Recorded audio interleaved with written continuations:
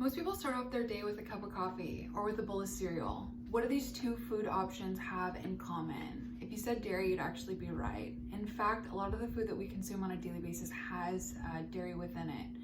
And this goes to show that more people, because of dietary needs or because they've educated themselves on the damage it does to the environment, are actually choosing to go the vegan milk route.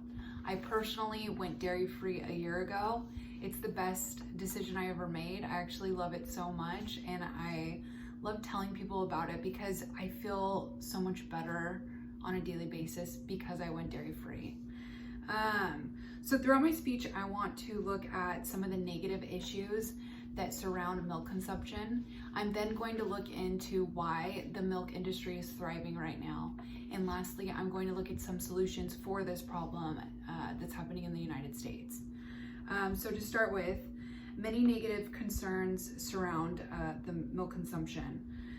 In fact, some of our climate change might actually have to do with the milk industry. According to Michelle Gunwan, a reporter for Brightly.eco, on September 15th, 2020, cow's milk requires 9 times as much land and 3 times as much carbon emissions than any non-dairy milk alternative. The carbon emissions that go along with the dairy industry, it's insane. I think more people are starting to see how badly treated these animals are, the cows are, and they're starting to make that change because it's for our planet. Next, a lot of people don't know that a lot of the dairy industry has lobbied our government. Individuals in our government have financial gain from the dairy industry. Per Kate Good, a writer for One Green Planet, in January of 2021, in 2013, the dairy industry has spent over $8 million on lobbying and has already spent over $3.5 million on lobbying in 2014. This goes to show that the dairy industry has paid more money, some money that could potentially benefit them in the long run. The lobbying affords the industry the power to influence policymakers and to help write the very legislation that is meant to regulate them. Or in other words, it is like the fox guarding the hen house. Though it is pretty clear that the dairy industry does an immense amount of damage to our environment and retains dangerous power over our government, recent scientific findings and social phenomena have shown the benefits and viability of non-dairy alternatives. So I think that goes to show that the dairy industry does have a hand at the government in power. I think for some solutions for this problem, we should be exposing more children and educating them to the benefits of going dairy-free. And also, it would also help curb the obesity epidemic that's happening in the United States. Per Lindsay Moyer in the Nutrition Action Health Letter on April 2020, some dairy and plant milks now add twice as much vitamin D. So if we educate more people about how nutrition-wise it's better for us, I was told when I was younger that dairy milk had a lot of vitamin D and that's why I had to drink it, and I actually believed that for a long time. And then, like that quote says, vegan milks have just as much vitamin D in it. So if we educate ourselves on stuff like this, we can educate and help others see why it's better to go the vegan dairy route. Dairy-free diets also decrease your carbon footprint. Non-dairy diets can help provide a greater future for our planet. According to Allison George, a scientist who reported for The New Scientist on January 4th, 2020, states cheese typically has a higher carbon footprint than the equivalent weight of pork.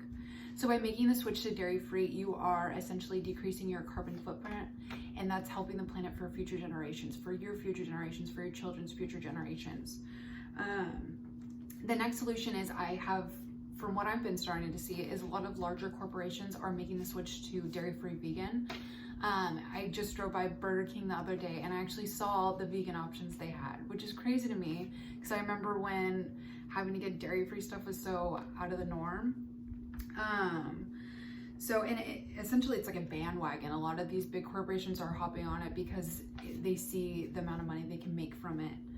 Bloomberg with Time Magazine on December 28th, 2018 states that Nestle Chief Technology Officer Stefan Palzar, identified consumers who focus on plant-based eating as one of the several fast-growing food tribes, along with those following gluten-free or lactose-free diets. Veganism popularity with millennials is particularly appealing to food giants. So this goes to show that a lot of huge companies are jumping on this. They're trying to profit off of it. And in selfish ways, I appreciate it because it is cool going to a restaurant, being able to order food and not having to worry about my dietary restrictions because I am dairy-free.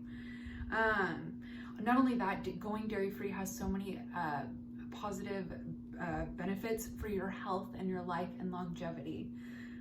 Lisa Turner, a researcher for Better Nutrition, in February of 2021 states that although studies are mixed, some research links high dairy consumption with an increased risk of cancer.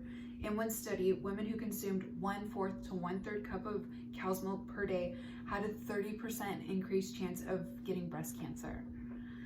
In one study, men who drank 2 or more glasses of milk a day were almost twice as likely to develop advanced prostate cancer as those who drink no milk. So this goes to show that our health, essentially, they've done studies and we can develop cancer from consuming cow milk. That's crazy to me that we're not told this type of stuff. So throughout my speech, I discussed some negative issues that surround milk consumption. I then went on to look at why the dairy industry is thriving right now, including the governments being involved and misinformation. And then lastly, I went over some possible solutions we can take as a nation to help curb this problem that's happening in regards to the dairy industry. I wanted to end on a quote. I thought it really stood out to me. In August 2019, Jasmine Grant, a writer for Gone Green, stated that once you eliminate cheese, butter, eggs, and milk, you'll likely start to feel the transition. For one, you might automatically start losing weight because of all the fat that you've cut out of your diet. I want to end on that quote because I think it'd be cool if anybody that watches this just took 1 week to try and go dairy-free. I know it's uncomfortable at first, like with a lot of changes in life, but I think just trying to be dairy-free for 1 week, not only could you essentially, like the quote says, have potential to lose weight, but I think you'd essentially be helping the planet and the greater common good for all, you know?